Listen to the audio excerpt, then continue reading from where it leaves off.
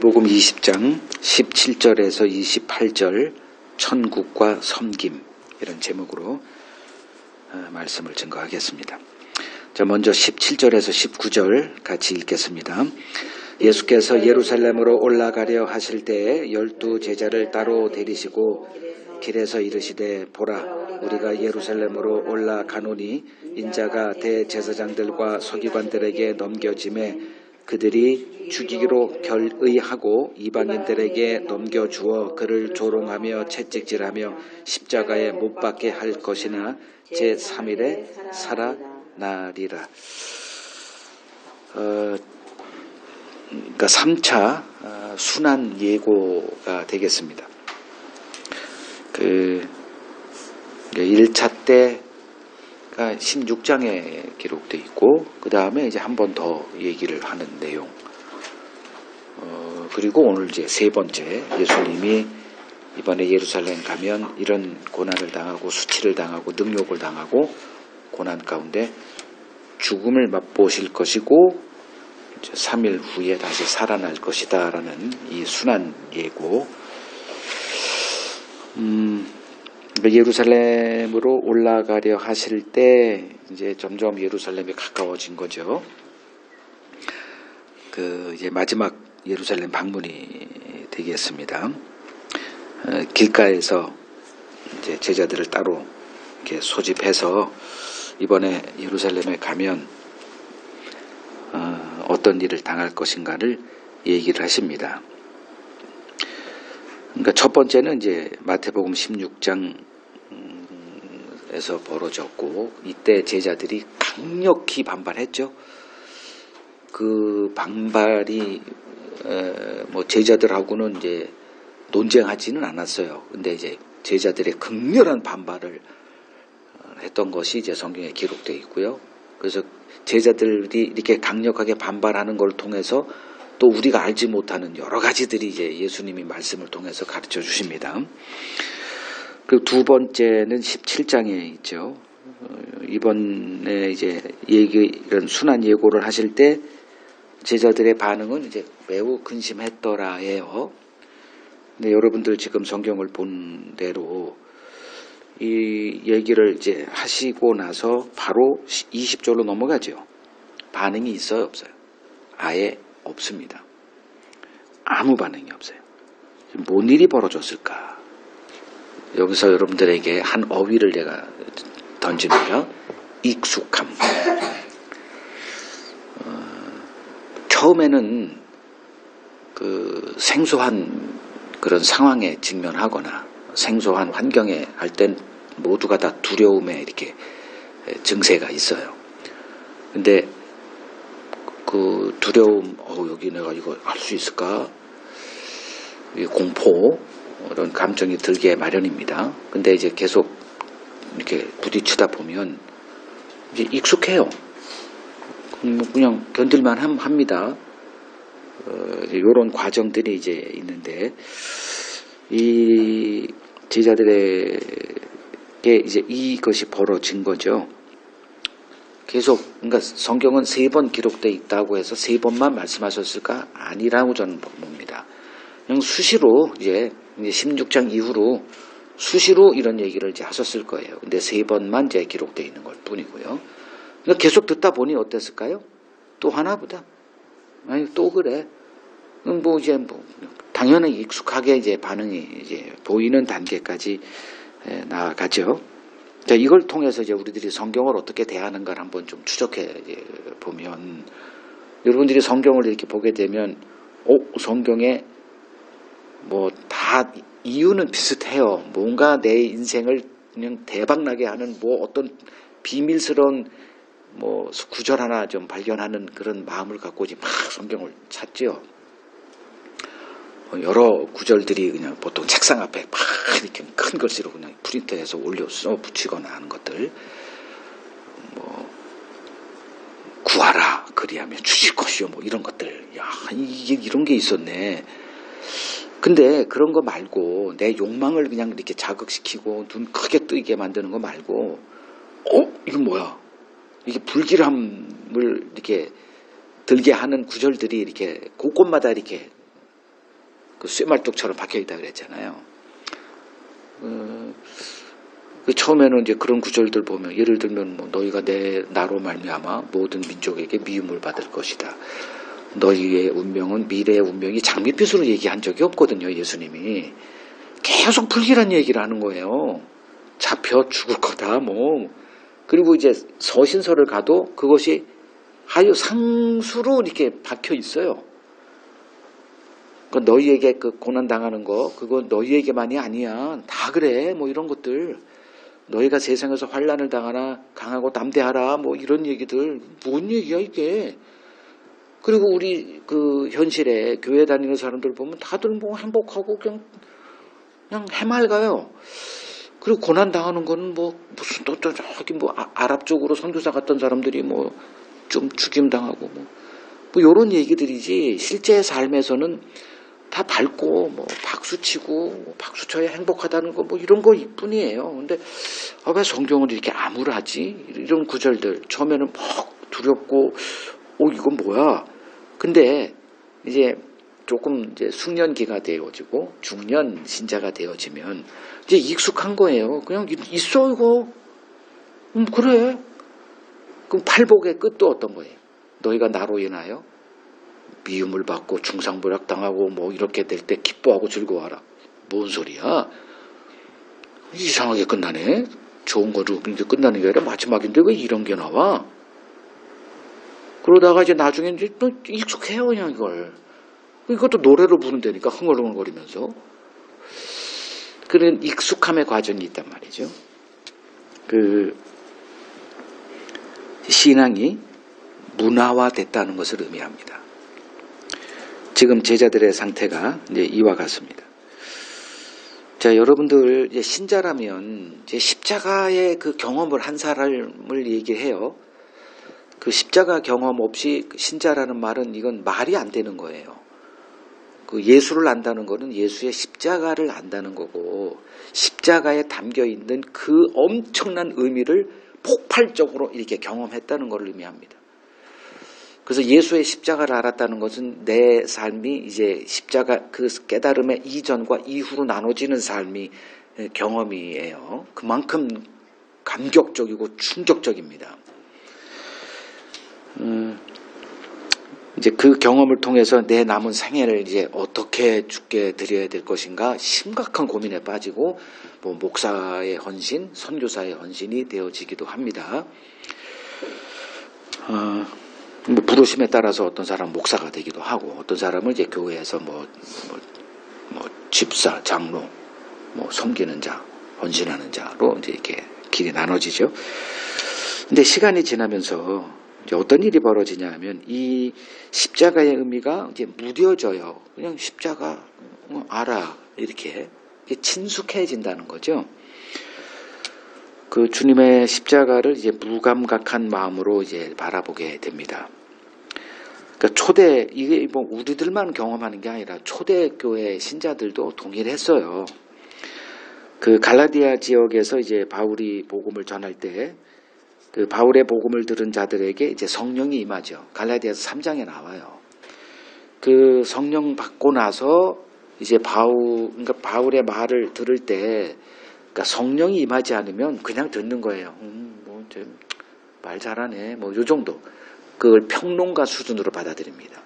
그러니까 제 설교를 평론가로 그래서 오늘은 좀 설교가 이랬네 저랬네. 이건 평론가예요. 누구나 다 하는 것들입니다. 그런데 성령이 임하게 되면 그 말에 담겨져 있는 그 말을 잘하네 뭐 이런 개념이 아니에요. 이건 전혀 다른 개념으로 받아들이게 되는 거죠.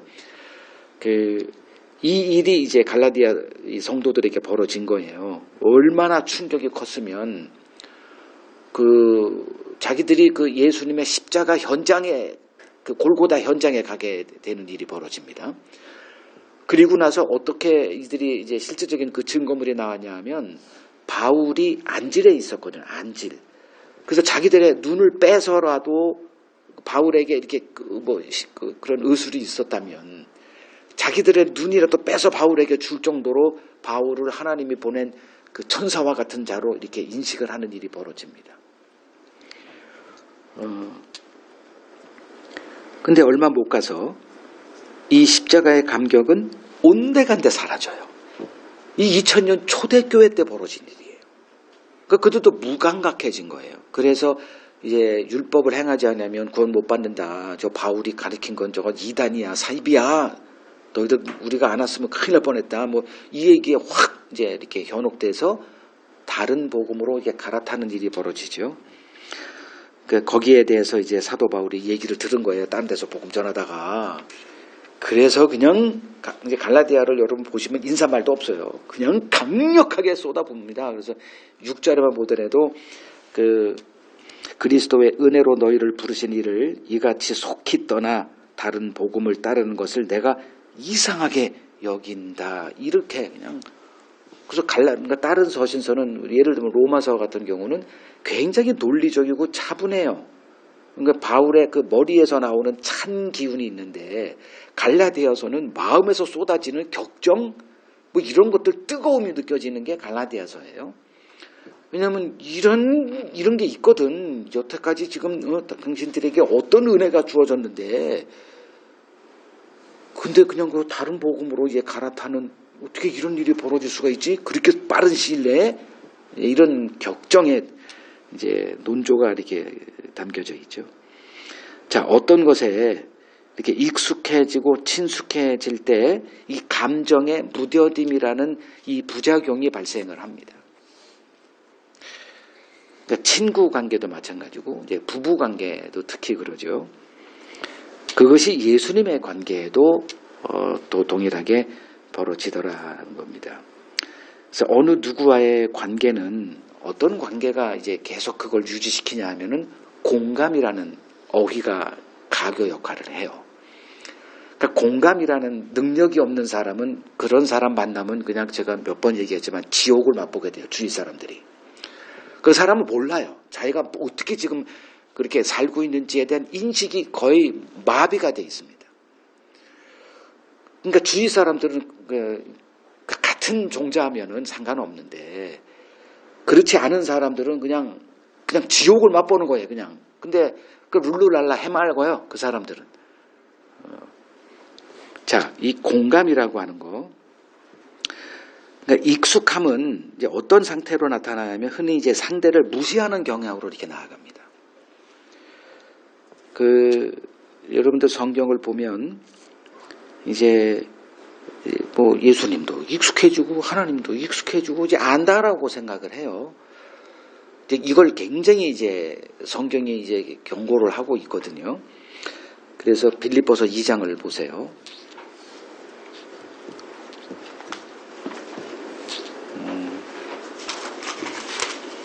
빌립보서 2장 12절을 보면 그러므로 나의 사랑하는 자들아 너희가 나 있을 때뿐만 아니라 더욱 지금 나 없을 때도 항상 복종하여 뭐라고 나와요? 두렵고 떨림으로 너희 구원을 이루라. 친숙해져 버렸거든. 그래서 이 두렵고 떨림이라고 하는 이 감정이 없어졌어요. 그냥 익숙해요. 제가 처음에 말씀드렸죠. 하나님을 대할 때 사람이 보이는 반응은 공포입니다. 두려움. 근데 이제 그 공포스러운 하나님이 이제 친숙해지고 하나님의 사랑이니 뭐 은혜니 인자 자비 뭐 인애 이런 것들을 쭉 하다 보면 이제 무뎌져요. 그래서 어떻게 되냐면 사람이 방종의 이렇게 길로 나아갑니다. 여러분 이제 대인관계 달인들 아니세요. 인간은 사회적 동물이라 만나야 되거든요. 그래서 자기 얘기를 좀 하고 싶어요. 뭐 남도 좀 관심을 갖지만 하여간 나도 쏟아내고 싶거든. 그러니까 이게 우울증에 있거나 좀 심리적으로 위축되어 있는 사람 다른 거 없어요. 말을 시키면 됩니다. 그래서 말을 막 쏟아내게 하면 얼굴에 광채가 나요. 이건 여러분들이 다 이제 경험되어지는 것들이 이건 좀 무뎌가지고 그게 뭔 소리인지 모르는 사람도 있겠지만 좀 예민한 사람들은 봐요. 얼굴에 광채가 나는구나. 그래서 이제 말을 막 이렇게 하는 거예요. 그래서 효도라는 건 딴 게 없어요. 부모님에게 말씀할 수 있는 기회를 드리는 게 효도예요. 근데 생일날 뭐 합니까? 맛있는 거 사드리고 자기들끼리 얘기하고 자기들끼리 광채를 두지고 그러죠. 미련한 거예요, 이게. 그러니까 부모님 말씀, 근데 저도 이제 지금 어머님이 93세, 4세가 돼서 그 어머님이 이제 나이가 드셨을 때 이제 어머님을 내가 어떻게 이제 이렇게 할 거다라는 생각이 있었는데 안 되더라고. 이게 이 대화가 잘 안 돼요. 계속 같은 말 반복하고 제 말을 듣고 이렇게 인터액션 이렇게 뭐 이런 것들이 돼야 되는데 이게 안 돼. 그러다 보니 이거 내가 철없을 때 그냥 낙천적인 생각이었구나. 근데 하여간에 이 공감이라고 하는 거, 이게 이제 무뎌짐에 이렇게 관계가 되어지고, 특히 하나님에 대한 것은 잠언 1장 7절에 지식의 하나님을 경외함이 지식의 근원, 시작 이렇게 되죠. 그러니까 이걸 잊어버린다니까. 그러니까 하나님의 말씀을 이사야서 66편 2절, 66장 2절을 보면 내 말을 듣고 두려워 떠는 자들을 내가 구원한다 이런 말이 나와요.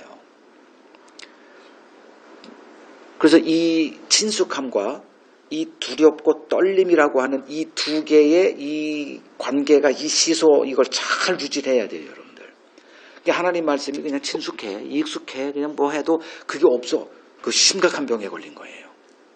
하나님 말씀에 그 경고가 나오는 게 굉장히 많습니다. 근데 그런 걸 이게 받아들였을 때 이게 두렵고 떨림이라고 하는 이 빌립보 교인들을 향해서 바울이 한 얘기가 괜히 한 얘기가 아니에요. 이걸 긴장 관계가 항상 있어야 되거든요. 이거 잃어버린 사람들 숱하게 많습니다, 제가. 그러니까 얼굴에 쓰여 있어. 대화 보면 나와요, 이게. 그 계시록 2장 가보세요. 요한계시록 2장 2절.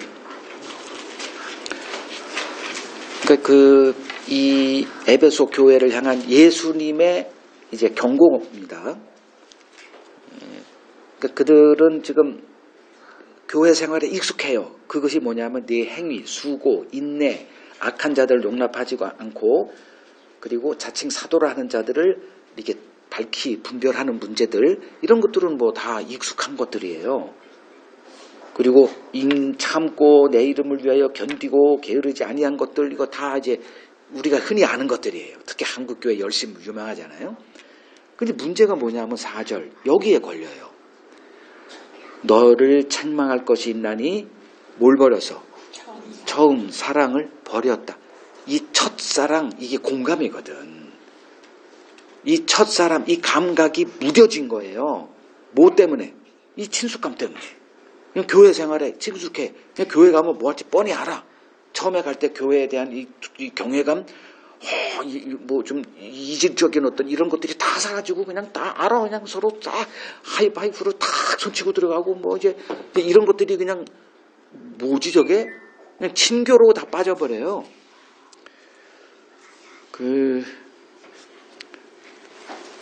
이 예수님의 이제 이 십자가를 계속 얘기를 하시는데 제자들은 그냥 알아요. 이제 더 이상 얘기 알아. 이제 이렇게 된 거라니까. 이렇게 여러분들이 신앙생활 할까봐 지금 그런 상태에 놓여 있다면 다시 뭐 하라? 두렵고 떨림으로 회복하라는 거예요.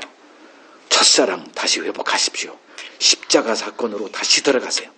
이것이 여러분들에게 왔을 때 아무 느낌이 없다? 중병 걸린 거예요. 암 말기 사기입니다. 다시 살아나야 됩니다. 자, 두 번째 20절에서 23절 읽겠습니다. 그때에 세베대 아들의 어머니가 그 아들들을 데리고 예수께 와서 절하며 무엇을 구하니 예수께서 이르시되 무엇을 원하느냐 이르되 나의 이 두 아들을 주의 나라에서 하나는 주의 우편에 하나는 주의 좌편에 앉게 명하소서. 예수께서 대답하여 이르시되 너희는 너희가 구하는 것을 알지 못하는도다. 내가 마시려는 잔을 너희가 마실 수 있느냐? 그들이 말하되 할 수 있나이다. 이르시되 너희가 과연 내 잔을 마시려니와 내 좌우편에 앉는 것은 내가 주는 것이 아니라 내 아버지께서 누구를 위하여 예비하셨든지 그들이 얻을 것이니라. 자, 예루살렘을 향해 이제 나아가시는 예수님의 마음이 어디에 집중되어 있는가는 우리가 방금 예수님의 말씀 통해서 알 수 있죠. 예수님의 마음은 어디에 꽉 집중되어 있어요? 십자가에 집중되어 있습니다. 반면에 예수와 함께 하고 있는 제자들의 마음은 무엇에 이렇게 집중되고 꽂혀 있을까를 보여주는 장면이죠.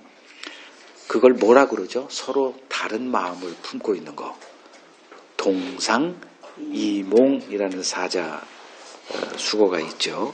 같은 침상에 누워 있는데 굉장히 친밀한 관계예요.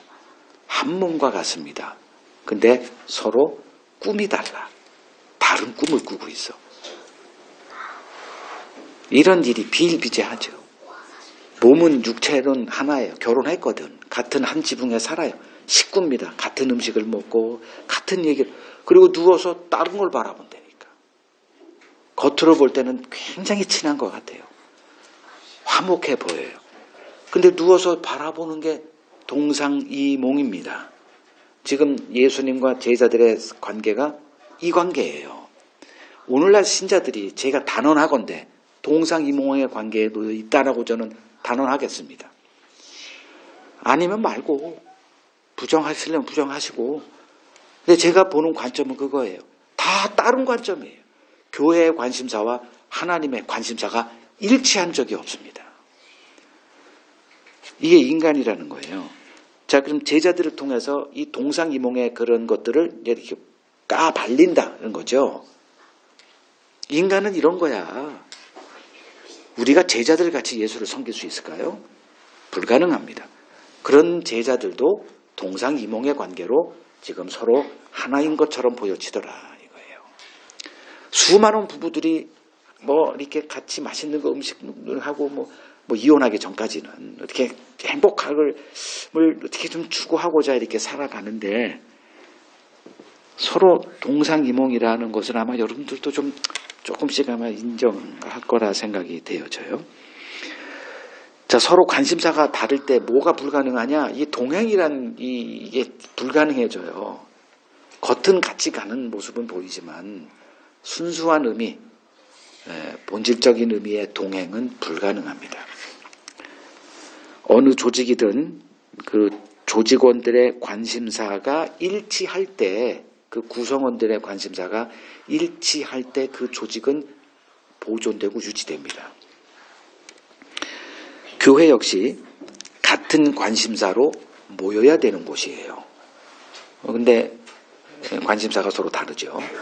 현실입니다. 그 빌립보서 2장 보겠습니다. 빌립보서 2장 1절에서 12절까지를 하다 보면 뭐 시간이 걸리니까 요약만 하면 그리스도 안에 무슨 권면이나 사랑에 무슨 위로나 성령에 무슨 교제나 긍휼이나 자비가 있거든 마음을 어떻게 하라?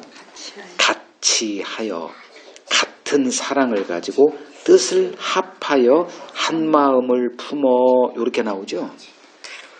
그러니까 이들이 서로 어떻다는 건 빌립보 교회는 굉장히 문제가 없어 보이는 교회였지만 막상 들어가서 내막을 보면 좀 깊은 마음으로 성찰을 해보면 만만치 않은 교회였어요. 거기도. 이게 인간 세상이에요. 그래서 그들도 서로 이미 어떤 마음을 가졌냐? 그게 바로 3절이에요.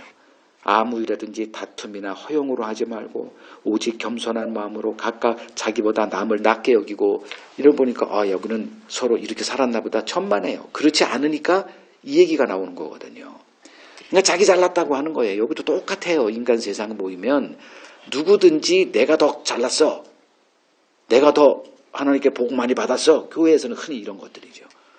지금 내가 11조가 뭐 이렇게 11조 많이 내는 사람이 이제 1등 신자가 돼요. 그건 뭐 틀림없습니다. 그러니까 여러분들이 좀 비판 능력을 좀 이렇게 가지시라고 제가 이렇게 얘기하는 거예요. 비판 능력을 갖지 못하면 평생 휘둘리고 나는 착해라고 하는 착함의 코스프레, 모범생 코스프레 하다가 종친되니까요. 좀 깨어나십시오. 제발 좀 부탁인데.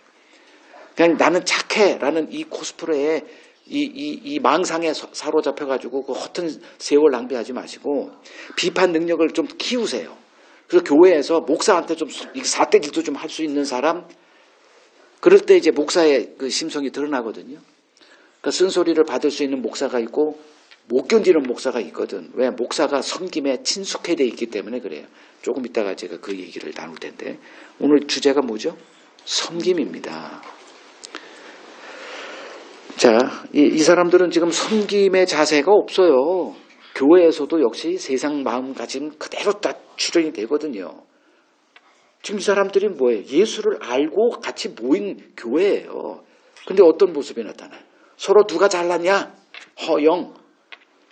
요새 허영이라는 거는 또 주제 얘기 나오면 할 얘기가 한둘이 아닌데 뭐 요새 2030 세력들, 그러니까 좀 대기업에 다니는 사람은 월급이 한 달에 보통 400, 500 그냥 통장에 꽂힌대요. 그러면 한 1년만 다니면 뭐 몇천만 원에 그냥 쌓이는 거는 뭐 이걸 어떻게 하지? 하다가 보면 이제 같은 애들끼리 만나서 이렇게 하다 보면 뭐의 대세냐면 또 골프 치는 게 대세래요. 그러면 골프는 돈이 엄청나게 들어가거든. 옷을 허접한 거 입고 안 돼요, 이건. 그러니까 명품 옷을 입어야 돼. 뭐 그 찍힌 거 입어야 돼. 그러면 이제 그 수준이 안 맞는 애는 상실 수가 없어요. 그냥 떨어져 나가는 거고. 좀 대기업 다닌다, 뭐 400, 500이 팍팍 그 통장에 꽂히는 애들은 이제 거기에 이렇게 이게 뭐예요? 허영이라고 하는 그 세계에 이제 자기도 모르게 멍청하니까 빠져 들어가는 거예요. 그러고서 이제 그 얘기를 나누는 거예요. 그러니까 인스타 한다 그러죠? 전 안 해봐서 잘 모르겠는데, 그러니까 유튜브, 카톡, 인스타가 3대 이 괴물이라고 하더라고요. 그러니까 인스타를 하면은 이제 자기 과시가 해야 되잖아요. 그러면 그 과시하다 보면 서로가 그냥 그것에 이렇게 빠져 들어간대요. 그럼 나도 해야 돼. 그러면 이제 여자들이 골프장이 좀 많대더라. 그러면 이제 이 문남자들이 골프장에 몰려든대. 또 남자들이 온대. 거긴 다 수준 있는 사람들이에요. 한번 밥을 사도 뭐 5만 원 가지고 절절 내는 사람이 아니래. 뭐 그냥 아무거나 먹어. 뭐 이런 데는 거예요. 얼마나 멋있어. 저는 하루 한 끼 이렇게 나 혼자 먹을 땐 3,000원이라는 이걸 이렇게 정해놓고 사는 때가 있어요. 지금은 좀 높였지만. 그럼 3,000원 그거는 김밥이에요. 그러니까 김밥으로 산다. 김밥 맛있거든. 운 좋게. 좋아해요, 김밥. 그럼 3,000원에 난 살 수 있거든. 근데 어떤 사람 만나니까 뭐 그냥 보니까 5만 원짜리야. 이 미쳤나? 그럼 표현을 안 해도 먹으래. 먹어? 자, 이런 허용이, 자, 내가 볼 때는 그 사람이 이렇게 그걸 쏠 때는 이런 얘기하면 시간 다 가는데 여기서 중단 알아서도 생각하세요. 이 허용이란 세계에 여러분들이 뭐 좀 생각하면 다 할 수 있는 것들이에요. 여기도 그렇죠. 허용은 뭐예요? 자기 과시 아니에요. 그리고 겸손, 이제 겸손을 이제 들이댑니다. 이렇게. 그래서 한 마음으로 모여라 제발 이렇게 권면을 하는 거예요. 자, 예수님이 이제 제자들에게 뭔 얘기했어요? 자기 죽을 거를 얘기하고 있거든. 근데 그 장소에서 어떤 일이 바로 벌어져요? 웬 여자가 나타나. 이 한국 엄마들의 그 자기 자녀를 이렇게 성공시키고자 하는 그 열망에 압축된 버전이 이 살로메란 여인입니다. 뭐 한국 여자 볼 것도 없어. 여기 다 있어. 그 자기 자식들 하나 이제 키우는 게 꿈이잖아. 엄마들은 남편한테 이제 아마 모든 기대를 다 접었을 것 같아. 그러면 어디다 관심을 가집니까? 자식밖에 몰라요. 이상하게 이렇게 이 공이 막 뛰다. 그러면 이제 자식 새끼밖에 없어. 그러니까 이 살로메는 이 두 자식밖에 없어. 그래가지고 이 두 자식을 키우는데 그냥 그냥 모든 걸 다 쏟은 것 같아 보니까. 그리고선 이제 예수에게 이놈들아 정신 차려. 자, 이렇게 뭐야, 나도 정신 차려야지. 이 두 자식을 어떻게든 간에 좀 성공시키고자 좀 빌빌했나 보죠. 그러니까 이제 엄마가 나서는 거야. 팔 걷고. 그리고선 아마 주머니에 뭘 가졌을까? 청탁은 돈이 많이 들어가야 돼. 집문서, 토지문서 뭐 하나 뭐 해가지고 아마 왔을 거예요. 그리고선 예수에게 이렇게 살짝 예수님 뭘 원해? 이제 이렇게 물었죠. 그랬더니 우리 두 아들 하나씩 당신 나라가 세워지면 오른쪽 뭐 국무총리 하나는 내무장관 알았죠? 오케이? 그리고 우선 아마 이거 이렇게 보여줬겠죠. 이거 이렇게 그러자 예수님이 말씀을 하시는 거죠. 이 반응은 그러니까 예수님의 반응은 우리들의 이 속물 근성 때문에 나오는 거예요. 이게 중요해. 그러니까 살로메는 우리에게 굉장히 도움을 준 여인이에요. 뭐 살로메가 누구예요? 우리들이죠. 이걸 보면 우리들의 자화상을 보아줘요. 그러니까 이 다른 제자들이 이제 이걸 보고 막 분노하고 이제 이랬는데 그 정도로 노골적으로 이제 이렇게 청탁을 한 거예요. 이때 예수님의 반응이 뭐예요? 너희는 너희가 구하는 것을 알지 못한다. 우리는 어떤 기도를 하느냐? 모르고 기도해요. 여러분 이거 정말 가슴에 새기십시오. 내가 하나님께 구하는 거는 모름이라는 이 무지함에서 하나님께 구하고 있다. 이걸 인지해야 돼요. 그래서 기도를 멈추라고 하는 거예요. 그 쓰잘데없는 기도하지 말고. 이 기도 외에는 뭘 구합니까? 저도 우리 어머님을 좀 알아요. 그러니까 아버지의 사랑을 잘 못 받으셨던 분이거든. 그 결혼할 때도 그때 두 번째 본 얼굴이래. 첫 번째 봤대. 그러니까 이렇게 생긴 남자하고 내가 결혼하는구나. 옛날 분이었으니까. 그리고 뭐 이렇게 공부하는 것도 없는 것 같아. 이게 들어보면 어머님 쓰는 어휘나 이렇게 지금 좀 이렇게 제 입장에서 보면 자식밖에 없는 거예요. 그 자식밖에 없어. 너무 이렇게 외골수적이다, 편협됐다. 근데 뭐 그때 당시는 그럴 수밖에 없었겠다. 인정합니다. 그러니까 이 살로메도 그런 거예요. 그리고선 이제 이렇게 청탁을 했죠. 그때 예수님이 너는 지금 뭘 구하는지도 모르고선 지금 구하는 거야. 나를 상대하고는 있지만 모르고선 나를 따르고 있어. 이 제자들에게 하는 얘기예요. 오늘날 기독교인들에게도 하는 얘기고요. 뭔지도 모르고 예수를 따르고 있어요. 그냥 천국 가는 게 목표예요. 천국 가서도 그냥 영원한 그냥 그 세월 동안에 더 큰 자가 돼서 그냥 이런 걸 갖고 이런 욕망을 갖고 예수 따르기는 지구상에 있는 모든 인들이 똑같거든요. 똑같은 DNA를 가지고 따르고 있어요. 자, 너희는 너희가 구하는 것을 알지 못해. 뭔 얘기를 그 다음에 하시냐 하면 내가 마시려는 잔을 너희가 마실 수 있니? 이 얘기를 하십니다. 그러자 제자들이 뭔지 알아요? 마실 수 있죠? 알았으니까 답했을까요? 몰랐으니까 답했을까요? 알고 났을 때 다 도망갔어요. 모르니까 가죠 한 거예요. 저도 몰라서 목사가 됐어요. 이런 분인 줄 알았으면 목사 안 됐을 거예요. 물론 이제 이 중의적인 의미가 있다는 걸 뭐 좀 인식하고 좀 들으세요. 처음에는 제가 이제 너무 예수를 따르고 싶었어요. 그때 상황이 있었던 거 지금 얘기할 수가 없고 시간 관계상. 제 아내가 증인이죠. 하루속히 빨리 직장 그만두고 이렇게 선교사가 되는 게 꿈이었어요. 그래서 근데 어떤 일이 돼가지고 이제 뭐 유학도 가게 되고 거기서 신학 배우고 돌아와서 이제 이렇게 하다가 이제 복음의 눈이 열리고 지금 이런 이제 선교를 하는 거죠. 몰랐어요. 알게 하고 부르지 않아요. 그러면 아무도 안 오니까. 뭐에 확 뒤집어 써서 오게 만들어요. 그러니까 제자들도 너무 기뻐가지고 예수 따른 거예요. 모르는 상태. 그러니까 결혼도 알고 나면 못하더라예요. 모르는 상태 다 콩깍지 씌워서 인류 종족을 이렇게 보존하십니다. 그래서 그 여자에게 겉면이 성경에 이게 뭐야? 아이를 낳아라 이렇게 나오죠. 그래서 구원을 얻으라고 나오잖아요. 그 뭔 소리야? 이건 지금 시간 없으니까 그런 얘기를 할 건 없고요. 지금 알면 결혼 못합니다. 몰라야 돼요. 자,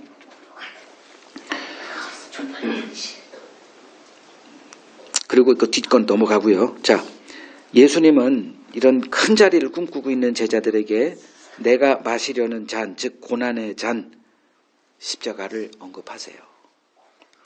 너도 나와 같이 십자가를 지고 갈 수 있니? 그러니까 모르니까 갈 수 있어요. 이게 답을 한 것뿐이고요. 자, 신앙생활은 이제 본질에 대한 얘기를 드립니다. 신앙생활은 본질이 뭐예요? 예수님과의 관계지요. 천국의 기준은 예수님이에요. 예수 모르고 천국 갈 생각 포기하십시오. 오늘날 한국교회는 예수를 몰라도 너무나 몰라요. 예수가 한 행위는 알아요. 그래서 그걸 쫓아 행하는 행함에는 달인들이에요. 예수를 안다는 것은 예수의 마음속에 감춰져 있는 그분의 사상, 철학, 그분의 사고방식을 안다는 것을 의미해요. 신앙생활의 본질은 예수님과의 관계입니다. 그 관계라는 것은 뭐가 전제가 되냐 하면 아까도 얘기했지만 공감이라는 개념이 이렇게 가교 역할을 해요. 공감이라는 것은 뭘 얘기하는 거냐 하면 알미 전제가 돼야 돼요. 그러니까 예수님과의 관계다. 그럼 예수님께 기도하고 뭐 이런 걸 얘기하는 게 아니라 뭐 따르고 그 본질적인 건데 따름의 전제는 뭐냐면 그분을 알기 때문에 따르는 거예요. 그러니까 알미 전제가 되거든.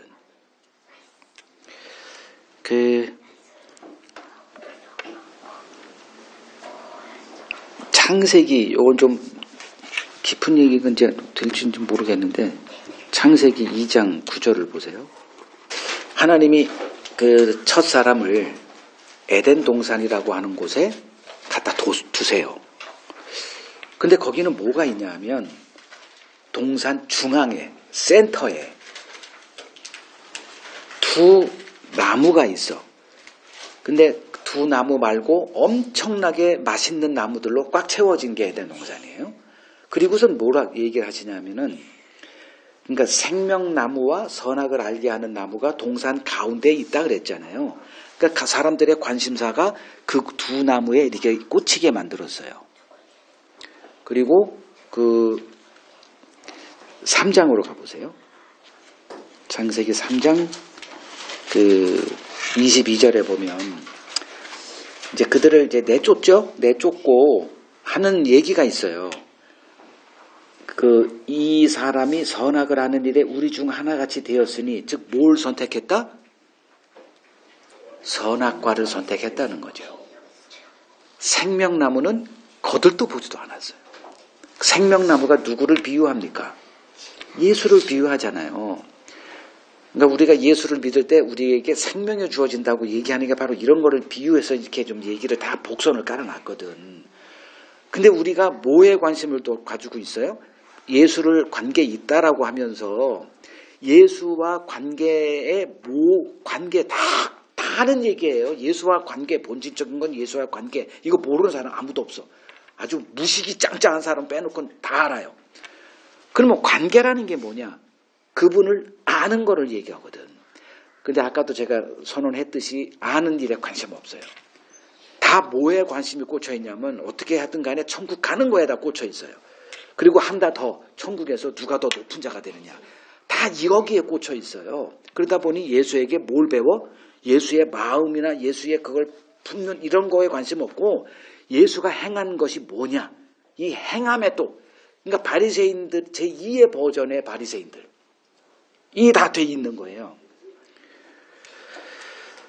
그러니까 동행이라고 할 때 예수를 따름이 신앙생활의 본질이기 때문에 동행이라는 개념에 여러분들 집중해야 됩니다. 여러분들이 예수는 보이지 않으니까 어떤 사람과 동행하는 거에 이제 관심을 두면 돼요. 어렵지 않아요. 예수님 보이지도 않는 분하고 어떻게 동행해요? 그냥 옆에 있는 사람을 예수라 생각하시고 그 관계되는 사람 얼마 되지도 않아. 이 지구상에 뭐 수십억이 있어도 나와 이렇게 친밀한 관계에 있는 사람 몇 명 되지도 않아요. 그럼 그 사람과의 관계에서 동행을 생각하십시오. 내가 지금 동행하고 있나? 아마 다 어우러져 있을 거예요. 제 개념으로 이렇게 바라보면 그냥 서로 뭘 바라봐? 필요 충족 조건 속에서의 동행을 하고 있더라고요. 이 사람이 내게 필요해. 친구 관계도 마찬가지예요. 필요한 것.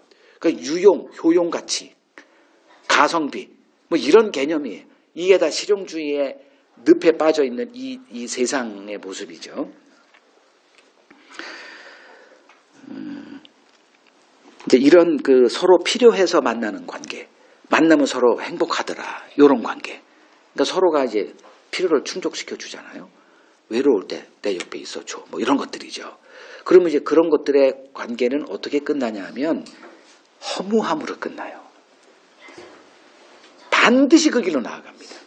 그래서 여러분들이 진짜 행복을 원하시면 동행의 원리를 알아야 돼요.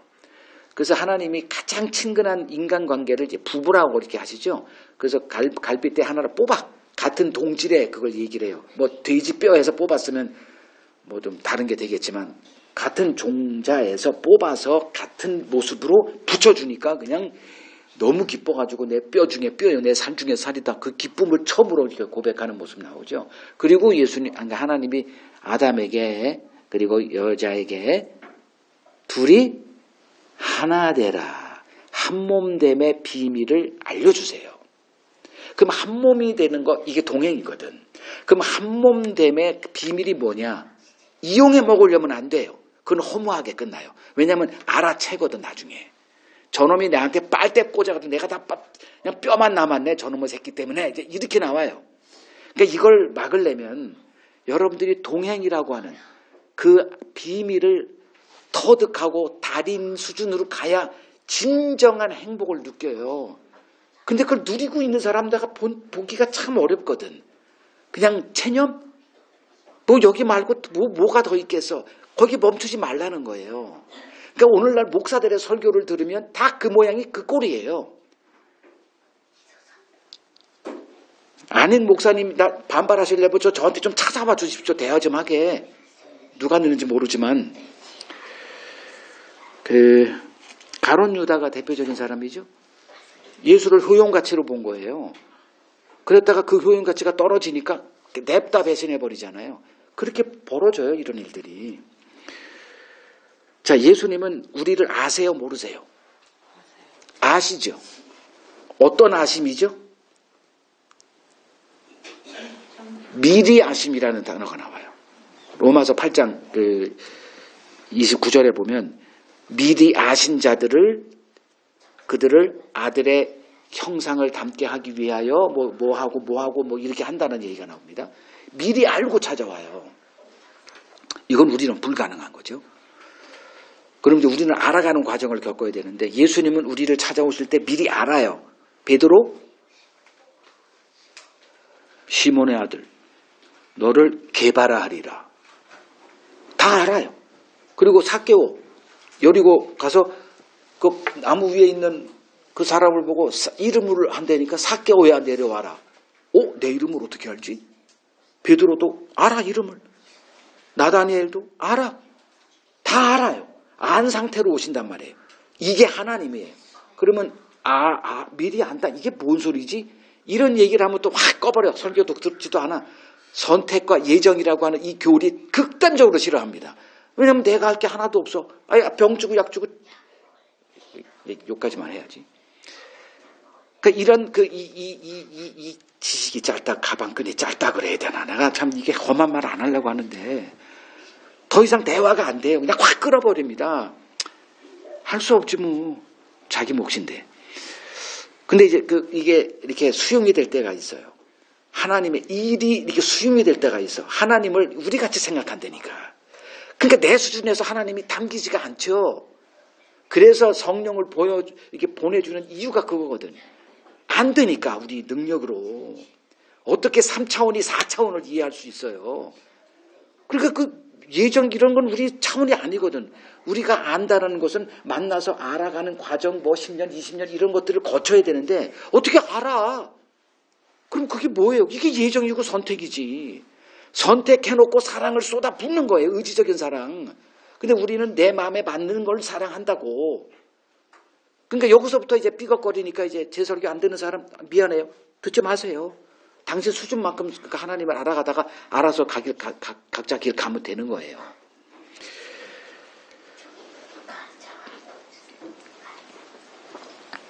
자, 이제 알미라는 주제로 왔죠? 동행이라는 거에서 이제 알무로 왔습니다. 그럼 알미라는 거, 예수를 따르는 게 신앙이죠. 예수가 계속 날 따르라고 하니까.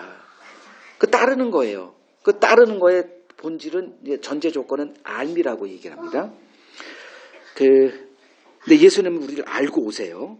그럼 이제 우리가 신앙생활의 그 핵심이 뭐냐면 그분을 알아가는 거에 모든 것을 걸어야 됩니다. 아는 것, 그분을 아는 것, 이걸 어디다 적용하라? 내 주변에 있는 사람에게 적용하라는 거예요. 지금 예수님이 안다라는 거는 예수님의 마음에 담겨져 있는 그분의 마음을 안다는 거예요. 근데 제자들이 지금 예수님을 알아요, 몰라요? 예수님이 마음을 공개했죠. 누구에게만? 제자들에게만. 대중에게 이 얘기는 한 적이 없어요. 선택한 제자들에게만 이제 이 십자가라고 하는 예수님의 그 마음을 공유해요. 근데 그들이 받아요, 안 받아요? 그냥 예수를 목을 잡고 그따위 소리 다시 하면 그냥 우리 관계 끝나냐? 이혼해 버릴 거야. 이제 이런 식으로 협박을 해. 근데도 예수님이 이제 그거에 여연은 하지 않고 계속 얘기를 해요. 근데 지금 무뎌져 있어. 알아요, 몰라요? 이게 공감이라는 거예요. 예수를 아는 것에 관심 없어요. 뭐에만 관심 있어? 다 보였죠. 예수를 이용해서 빨대 꽂아서 예수가 잘 되면 내가 잘 되는 거예요. 근데 예수가 망하는 거죠. 그러니까 예수는 잘 돼야 돼. 이 개념이에요. 우리가 사람 볼 때 하는 그 개념이 그대로 드러나죠. 자, 예수를 안다는 걸 이렇게 표현하니까 잘 들으세요. 예수님의 광기를 안다는 거다. 여러분들 어떤 사람을 보면 그 사람의 광기가 드러날 때가 있어요. 그리고 광기가 뭐예요? 그걸 다른 말로 매니아라고 얘기합니다. 매니아라는 거는 어떤 것에 이렇게 미쳐있는 자를 매니아라고 그러죠. 이걸 알아야 안다고 얘기하는 거예요. 이 사람이 뭐에 지금 미쳐있어? 이거. 지금 예수님의 마음은 뭐에 미쳐있어요? 십자가에 미쳐있습니다. 이 말이 좀 이상하지. 그러니까 십자가는 누구의 뜻이에요? 내 뜻 아니거든. 예수님도 거부했어요. 3번이나. 필사적으로 거부했습니다. 근데 아버지의 뜻이기 때문에 예수님의 광기는 아버지의 기쁨을 위해서 광기를 부리는 거예요. 신자란 누구다? 예수의 기쁨을 위한 광기가 보이는 사람, 눈을 보면 그 사람에게서 예수를 위해서는 모두 할 수 있다는 이 총기가 보이는 자를 신자라고 얘기합니다. 얼마나 답답했으면 하나님이 에스겔 선지자를 마른 뼈로 가득한 곳으로 보내서 실체를 좀 봐라. 이게 네가 앞으로 상대할 놈들이다. 다들 뭐 돈에 미쳐가지고 광기가 나지만요. 자, 알미란 뭐다? 이제 좀 압축할게요. 제자들은 예수님의 광기가 뭐예요? 요한복음 2장에 보면 주의 성전을 사모하는 그 열심이 그를 삼키는도다. 미쳤죠? 죽음 뻔해. 예수님이 뭐 미련해서 그 짓을 했을까? 죽음이 뻔한데도 그 길 가. 제자들은 이해를 못해. 이 미쳤나 이거? 이 사람 이거? 아니 살 길이 눈에 보이는데 왜 그 길을 가? 지금 계속 나는 죽으러 간다. 미쳤나? 아유 이제 이 개념은 아예 없애버리자. 무뎌져요. 그러니 예수와 이 제자들의 동행이 지금은 불가능해 보여요. 근데 예수님이 신기하게 포기하지 않아요. 왜? 모르니까. 모르고 저짓하는 거 아니까 그냥 인내하는 거예요. 그리고 예수님이 요한복음 16장에 나오죠. 지금은 너희가 내가 이르는 말 너희 감당 못해. 그러나 앞으로 나 다른 보혜사가 너희들에게 내가 보내줄 거야. 그때는 감당하리라 이거거든요. 모르니까 동태 썩은 눈이 돼가지고 지금 멍하고 교회 와서 찬송하고 그 욕망에 불사순이 돼가지고 철야 기도하고 새벽 기도하고 선교사가 돼가지고 수백 개 교회 세웠다고 자랑하고 자빠졌어요. 미쳤죠 다. 이 썩은 동태 눈이 사람들의 눈에는 아름답게 보인다니까. 그리고 사도 바울이라고 친하고. 제자들의 모습이 그거 아니에요. 예수를 몰라요. 예수의 마음에 예수가 지금 어떤 광기를 보이는지 몰라. 여러분들이 당신에도 마찬가지야. 내 광기를 좀 이해해야 돼. 그래야 나를 아는 자가 돼. 당신의 광기가 뭐야? 그건 보여줘야 알거든. 뭐에 꽂힌다고요? 어떤 사람은 뭐 자동차에 꽂힌 사람 그 광기거든. 그럼 그거 인정해 줘야 돼. 근데 그것도 몰라. 그러니 이게 만나도 그냥 엇박자가 안 하고 막 그러죠. 지금 제자들의 상태는 어떤 거냐? 하나님도 모르고 그 하나님을 기쁘게 하기 위해서 광기를 부리고 있는 예수, 이게 십자가잖아요. 그걸 몰라요. 그리고 같이 동행한대. 이게 말이나 되는 일입니까? 근데 그런 일이 벌어져요. 그리고 우리들도 마찬가지고. 영생이란 뭡니까? 예수님이 정의하신 영생. 요한복음 17장 3절. 유일하신 참 하나님과 그가 보내신 자 예수 그리스도를 아는 것. 예수님이 정의 내린 거예요. 그분을 아는, 그러니까 예를 들어서 내가 어떤 사람을 아는 거는 뭐 사람이기 때문에 뭐 그다지 그렇게 깊이가 있다고는 뭐 보여지지 않는데 그것도 굉장해요. 하나님은 인간의 가치를 우주의 가치보다 더 크게 보시니까요. 그러니까 사람을 아는 것을 기쁨을 우리는 잃어버렸다고 저는 생각을 해요. 그러니까 사람을 아는 것만큼 큰 기쁨이 이렇게 창고라는 거를 좀 알았으면 좋겠는데 그 모르니까 그냥 이용해 먹는 거에만. 그냥 같이 있으면 행복하면 밥 먹어줄 사람 너 여행 갈 때 동반자 필요하고 이 수준이에요. 그러니까 그 사람이라고 하는 거는 뭐가 있냐면 양파 껍질 같아요. 하나 문을 여세요. 그럼 또 하나가 있어. 그럼 또 열어. 계속. 그래서 관계의 핵심은 질문이라고 저는 생각해요. 계속 끊임없이 질문. 그러니까 저는 항상 보면 이 질문이 왜 이렇게 많아. 그러니까 끊임없이 질문이 나와요. 이번에 환자들을 만날 때도 질문이 그냥 나만 그래? 모르겠어. 그냥 계속 나 혼자 질문하고 돌아다녀. 다른 사람 가만히 있는 사람 찾아가서 그냥 그러면 대화하다 보면 이 사람도 이제 대화를 하면서 이제 힐링이 되는지 막 쏟아내고 또 다른 질문 계속 여기 끊임없이 나오니까 아마 하나님을 알아가는 그것에 배운 게 몸에 이렇게 배어 있는지도 몰라요. 여기도 내가 한두 시간 만나면 한 4, 50개 질문이 나올걸? 알고 싶으니까. 이 사람의 비밀에 뭐가 담겨? 하나님의 계획이 담겨 있거든. 근데 그거 관심 없어요. 그냥 뜯어먹는 거에만 관심 있어. 이놈 만나면 내 인생이 얼마나 대박 터질까? 이게 죽은 인간이라니까요. 자기 스스로를 비하해도 정도껏 합시다 좀. 그러면 하나님은 어떤 분이에요? 그 로마서 11장 거기 몇 절 24절인 걸 보면 바울이 탐복을 하죠. 하나님의 지혜와 지식에 그 측량할 수 없다 이렇게 표현하잖아요. 저는 그 구절을 볼 때마다 하나님을 아는 이 영생의 이것이 얼마나 복된 일인가. 천국은 여러분들이 어떻게 생각할지 몰라도 한마디로 지루함이 없는 곳이에요. 왜냐하면 그분은 까도 이게 밝혀지지가 않을 그 보고가 있거든. 여러분들 성경을 볼 때 성경은 그냥 한 번 읽고 깨달아지는 책이 아니에요. 그냥 그 구절을 나 수천 번 읽었는데 아니에요. 또 나와. 영원토록 솟구치는 샘물이 바로 하나님의 말씀, 즉 하나님이에요. 그런 것을 우리는 그냥 뭐 천독했어요. 무식한 발로죠. 그러면 사람들이 우리 목사님 천독했대. 자기를 너무나 이게 작게 보는 거예요. 예수님은 아버지의 뜻 외에 관심 없어요. 그게 예수님 마음속에 담겨져 있는 거예요. 그래서 아버지의 뜻을 이루려면 십자가 피할 수 없다는 거 알고 계세요. 그냥 십자가는 뭐예요? 아버지에 대한 그의 마음이 다 담겨 있는 거예요. 그러니까 제자들이 이걸 알 리가 없죠. 알매 관심 없으니까. 그냥 예수 뜯어 먹어가지고 예수 이용해가지고 어떻게 그냥 영생도 없고 이 땅에서 그냥 큰 자도 누리는 것만 관심 없어요. 이제 이들에게 예수는 어떻게 보였나? 오래 참아요. 인내하세요. 끝까지 그들을 사랑하십니다. 그리고 다 도망가도 또 부활하셔가지고 찾아와. 그리고 약속한 날 때까지 여기 떠나지 말라고 해. 그리고 성령이 임하자 이들이 어떤 사람으로 변화됐느냐. 이들이 쓴 서신서를 보면 예수를 알자. 여기에 빙점이 꽂혀 있어요. 사도 바울이든 요한이든 베드로든 다 예수를 아는 일에 힘써라. 아는 쪽으로. 왜? 지들이 아마 성찰했을 거예요. 성경 받고 나서 우리가 다 이런 속물로 예수를 따랐구나. 예수 이용해서 천국도 가고 뭐 이런 거에.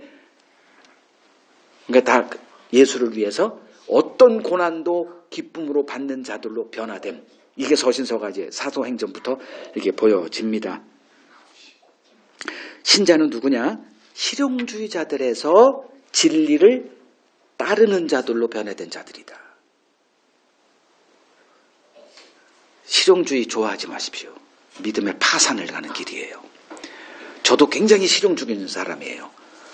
그러나 주님 때문에 이 실용주의라는 게 얼마나 이게 반천국적인 사고인지 여러분들도 좀 같이 공유했으면 좋겠어요. 자, 이제 본문 진짜로 갑니다. 24절에서 28절 같이 읽겠습니다. 열 제자가 듣고 그 두 형제에 대하여 분이 여기거늘 예수께서 제자들을 불러다가 이르시되 이방인의 집권자들이 그들을 임으로 주관하고 그 고관들이 그들에게 권세를 부리는 줄을 너희가 알거니와 너희 중에는 그렇지 않아야 하나니 너희 중에 누구든지 크고자 하는 자는 너희를 섬기는 자가 되고 너희 중에 누구든지 으뜸이 되고자 하는 자는 너희의 종이 되어야 하리라. 인자가 온 것은 섬김을 받으려 함이 아니라 도리어 섬기려 하고 자기 목숨을 많은 사람의 대속물로 주려 함이니라.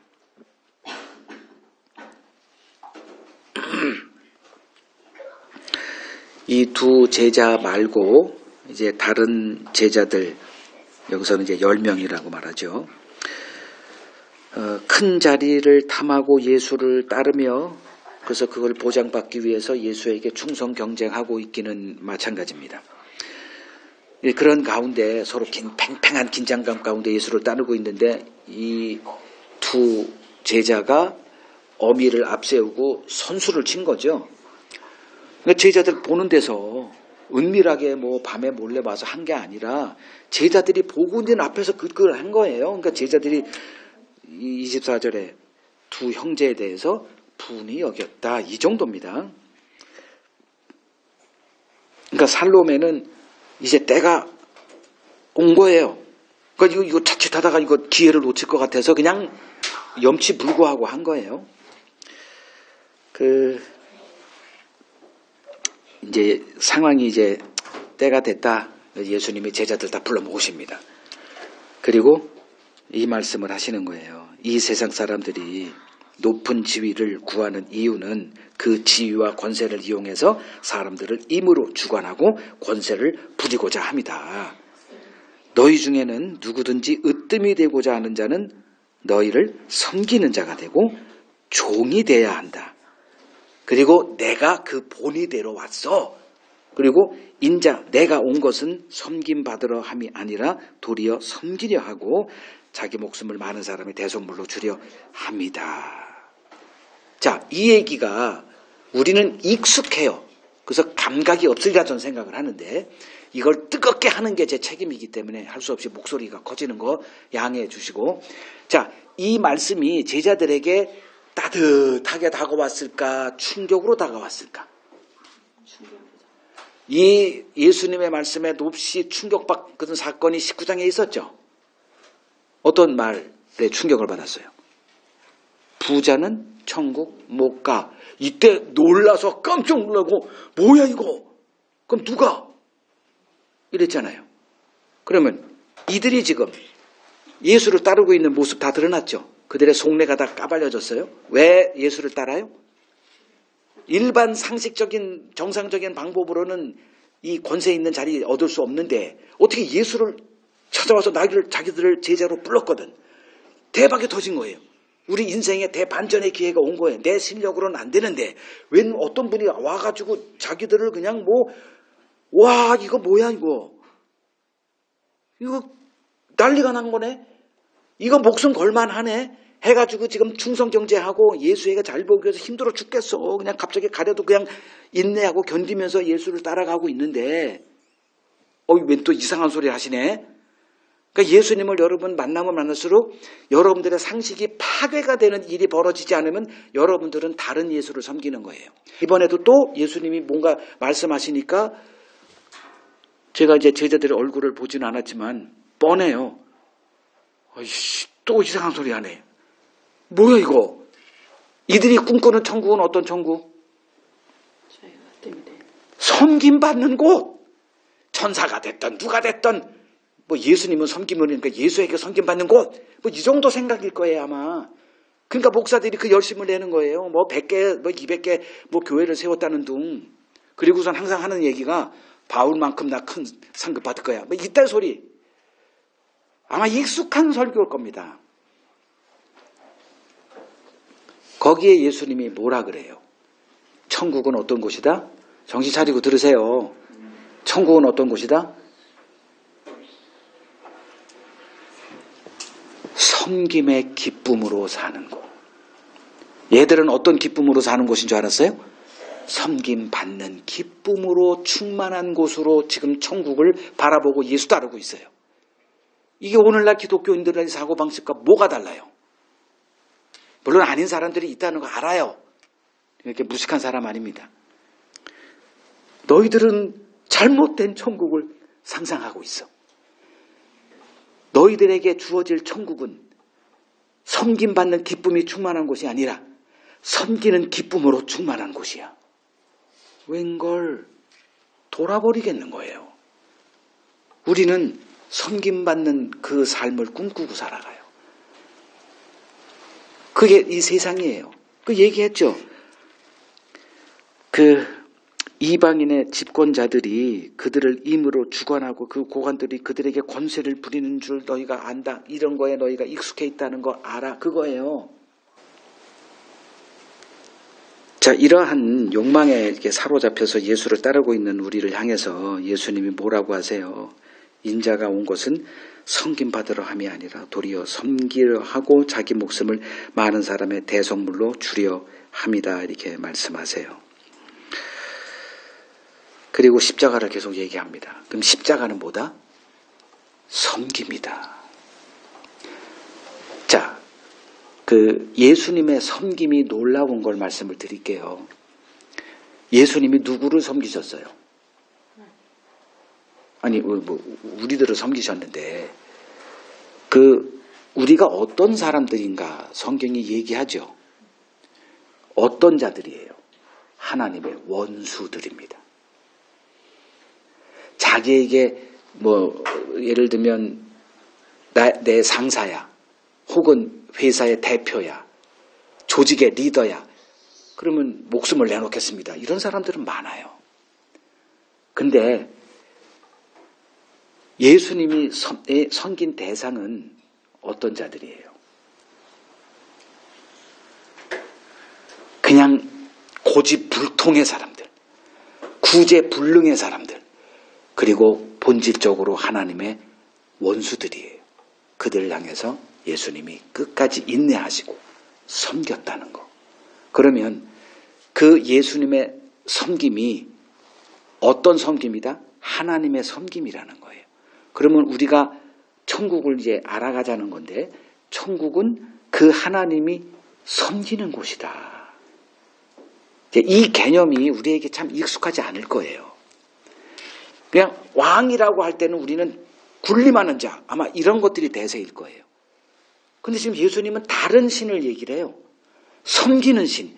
그럼 하나님이 세운 나라는 섬김으로 기쁨을 누리는 곳이다. 이걸 한번 좀 깊이 생각하라는 거예요.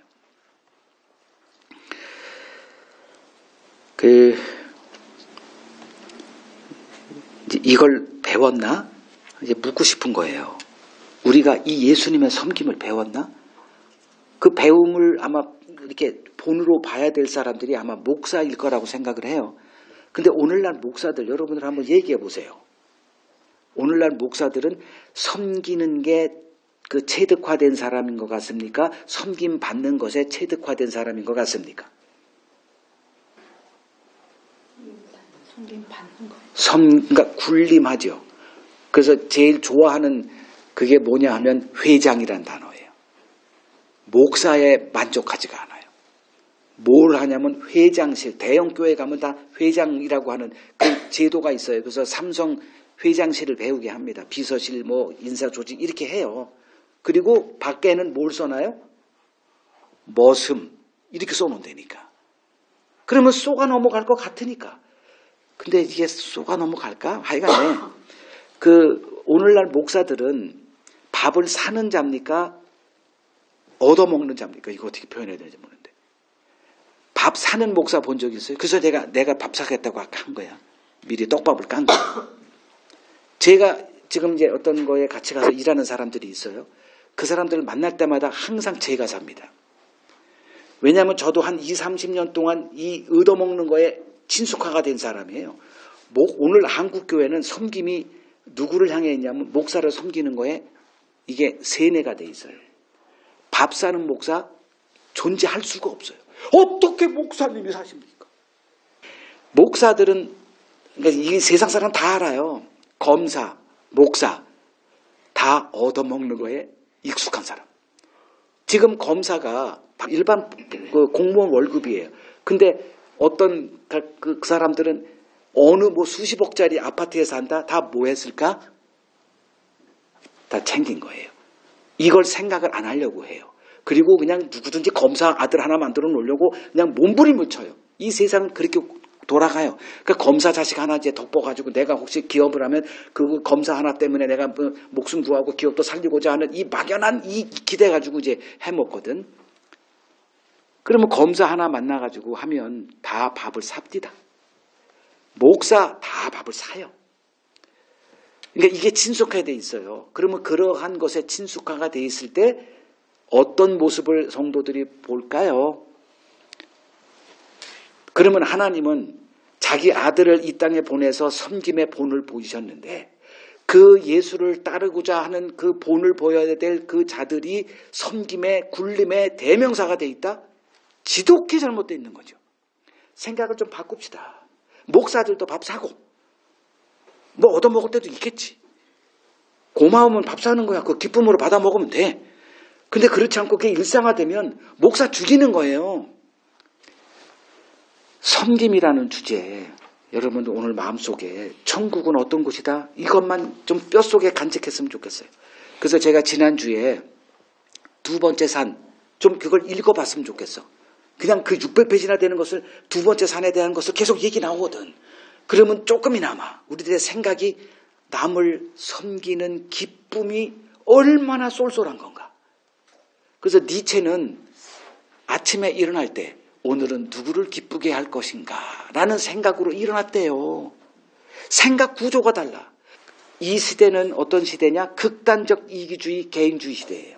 스마트폰 하나면 부족함이 없어요. 그냥 나밖에 몰라요. 상대방이 지금 어떻게 살아가고 있는지 관심도 없어요. 그래서 디모데후서 3장 1절인가? 고통하는 때가 이르리니 다 자기밖에 몰라. 이렇게 나오는 거예요. 이거 극단적이라니까. 그래서 공감이라는 거, 알미라는 거 관심도 없어요. 내가 지금 하는 행동이 상대에게 어떤 마음을 갖다 기분을 들게 하는지도 관심이 없는 이 극단적인, 그러니까 내 마음에 쏙 드는 사람 하나 만나서 행복한 그 결혼 생활 꿈꾸고 뭐 대박 이런 걸 하니 그런 사람들이 교회에 넘치다는 것도 저 잘 알고 있고요. 그런 섬김에 친숙화된, 섬김 받는 거에 친숙화된 목사들이 귀족화되어 있는 이 기독교가 어떤 건지 저도 잘 알고 있습니다. 그리고 또 한번 살아봤고 그거 빼는 게 참 시간이 오래 걸리더라고. 지금은 어느 정도 많이 뺐을 거라고 저는 생각하는데 여러분도 그 과정에 남아있다 좀 아시고, 귀찮음, 불편함 이거를 쌓아안고 사는 게 섬김이에요. 근데 여러분 미꾸라지처럼 빠져나가려고 그러죠. 이걸 자식들 좀 이렇게 몸에 해야 되는데 자식이 뭐 이게 무슨 자식이 깡패라. 그냥 섬기는. 자식한테 무슨 책망도 못해 무서워서. 저도 마찬가지입니다. 요새 아이들이 그렇구나. 이제 이건 인정했어요. 이제 더 이상 쓴소리 안 합니다. 해봤자 돌아오는 거는 뭐 그래. 그래서 이 시대가 그렇구나. 그러니까 점점 더 고통 속에서 살 수밖에 없겠구나. 사람은 똑같거든요. 느끼는 거 다 똑같고. 그래서 좀 부모들이 자식을 좀 이렇게 확 잡아가지고 좀 세상에 내볼 때 좀 좋은 상품 내놔야 되는데 그렇지 않은 것 같아. 지 자식은 다 좋은 산품 가고 남의 자식은 좋은 놈 없어 찾고 있더라고요. 예, 이런 기이한 이제 세계죠. 거기에 예수님이 혜성 같은 분으로 등장했어요. 그분을 바라보십시오. 그분의 마음을 읽으십시오. 그리고 그분의 마음을 품으세요. 그분의 마음을 품지 않고서는 천국을 갖다 줘도 그 사람 천국 견디지 못합니다. 지금 준비하세요. 예수의 마음을 담기를 하세요. 사람 보고 아마 안 될 거예요. 절 봐도 마찬가지일 거예요. 예수를 품으세요. 예수를 발견하세요. 그리고 예수의 마음을 뼛속에 담그십시오. 예수님이 나를 섬기셨다면 나 사람 섬기는 거, 나 같은 사람이 사람을 섬기는 거 가능합니다. 안 되겠지만 예수의 마음을 품을 때는 나 같은 사람도 사람을 섬기는 일이 가능하다고요. 밥을 사는 게 가능하고 귀찮아 죽겠어. 진짜 하고 싶지 않아. 근데 이거 무거운 짐을 들고 와. 뭐 해? 그러면 가서 내가 제일 힘든 거를 하고 있더라고. 나같이 극단적인 이기주의, 나밖에 몰랐던 사람도 예수 알고 나서 예수의 마음을 조금씩 품고 하니까 남을 섬기는 삶에 눈이 열리고요. 귀차니즘, 불편함, 아이고 그냥 몰래 이렇게 나 그냥 바빠 이런 삶에서 적극적으로 뭐 좀 필요한 거 있어? 내가 뭐 도와줄 거 있어? 이 삶으로 조금씩 나아가더라고요. 오늘 젊은이들 내가 귀차니즘 알아요. 그 세계가 뭔지. 일도 깜빡 안 하려고 합니다. 남이 여기서 죽어가도 뭐 그냥 관심 없어요. 그러한 세상에서 아마 여러분들도 자녀를 키울 것이고 여러분들이 그냥 고통당하는 것 다 그런 것들이에요. 공감대 없어요. 알매 관심도 없습니다. 그 중에 혜성 같은 분이 등장했어요. 그분이 우리가 따르는 예수라는 분입니다. 그분의 마음을 품지 않고 여러분들의 천국 갈 생각 끊으십시오. 가봤자 천국을 존에 쥐어줘도 못 견디고 여러분들은 지옥을 향해서 나갈 거예요. 자, 오늘 천국과 섬김이라는 주제로 말씀을 나눴습니다. 천국은 기쁨이 충만한 곳이 맞습니다. 뭐 때문에 기쁨이 충만하냐? 남을 섬길 때 주어지는 기쁨으로 사는 곳이 천국이다. 지금 훈련하십시오.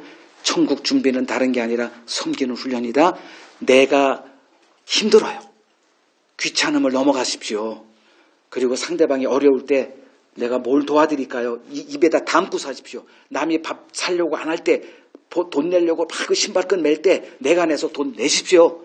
섬기는 것에 몸에 친숙한 사람 되세요. 그래야 복음을 전할 기회도 열리지 않을까 생각이 됩니다.